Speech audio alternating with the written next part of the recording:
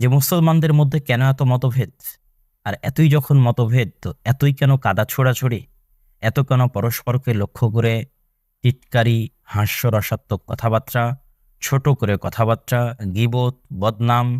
Facebook খুললে, video খুললে দেখা যাবে এক আলেম আর এক আলেমের বিরুদ্ধে, এক বক্তা আর এক বক্তার বিরুদ্ধে।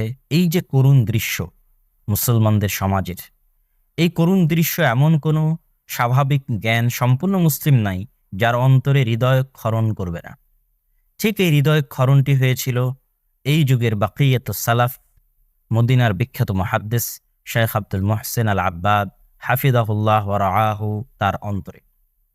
তিনিও মুসলমানদের এই পারস্পরিক বিদ্বেষ, পারস্পরিক এই গীবত অপবাদের এই চর্চা দেখে এতটাই ব্যথিত, এতটাই কষ্ট পেয়েছিলেন যে তিনি একটি বই লিখতে বাধ্য হয়েছিলেন, যার আরবি নাম হচ্ছে রিফকান আহলাস সুন্নাহ বি আহলিস সুন্নাহ। হে আহলুস সুন্নাহর অনুসারীরা, হে রাসূল সাল্লাল্লাহু আলাইহি ওয়াসাল্লামের হাদিস এবং সুন্নাতের অনুসরণকারী, যারা নিজেদেরকে হকের উপর রয়েছে মর্মে দাবি করো, তারা আর এক আহলুস সুন্নাহর প্রতি দয়া করো, নম্র হও, অনুগ্রহ করো, ভদ্র আচরণ করো। আমরা এই বইটি আমাদের বাঙালি সমাজের চাহিদাকে পূরণ করার জন্য, বাঙালি সমাজের সেম কালচার বা বরং তার চেয়ে বেশি আমাদের পরস্পরের মধ্যে বিদ্বেষ এবং কাদা ছোড়াছড়ি, সেটি থেকে সামান্যতম রাহাত মুক্তি পাওয়ার জন্য আমরা এই বইটির বাংলা অনুবাদ করেছি। আলহামদুলিল্লাহ, বাংলা অনুবাদে বইটির নাম দেওয়া আছে ওহে সুন্নাহর অনুসারীগণ, পরস্পরের প্রতি কোমল হন।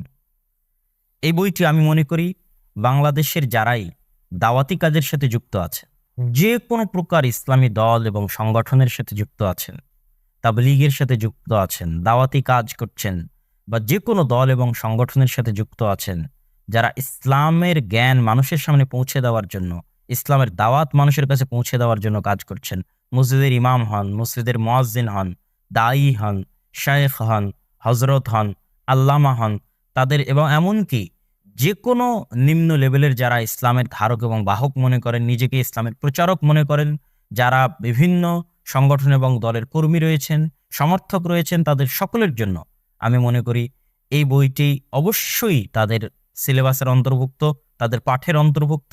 একবার, ন্যূনতম একবার হলো তাদের অধ্যয়ন করা জরুরি, এবং এই অনুভূতিটা অন্তত তাদের মধ্যে আনা দরকার যে আমরা দাওয়াতি কাজ করব, কিন্তু পারস্পরিক বিদ্বেষ দিয়ে নয়, কাদা ছোড়াছুড়ি দিয়ে নয়, এবং পরস্পরের প্রতি গীবত এবং অপবাদ দিয়ে নয়। সকলের প্রতি সৌহার্দ্য, ভদ্রতা, উদার মন এবং ভালোবাসা এবং ভদ্র আচরণকে সামনে রেখে আমরা আমাদের দাওয়াতি কাজকে প্রসার করব।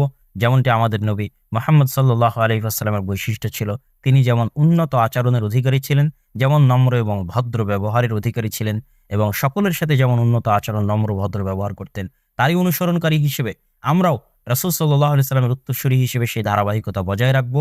এই জ্ঞানটুকু শিখার জন্য এবং বাস্তবে প্রয়োগের জন্য শেখ আব্দুল মুহসিন আল আব্বাদ হাফিজাহুল্লাহ ও রাআহু কর্তৃক লিখিত এবং বাংলা ভাষায় অনুবাদকৃত মাকতাবাতুস সালাফ এবং আল ইতিসাম গবেষণা পরিষদ থেকে সম্পাদিত এই বইটি আপনাদের সকলের সংগ্রহের অনুরোধ জানাচ্ছি।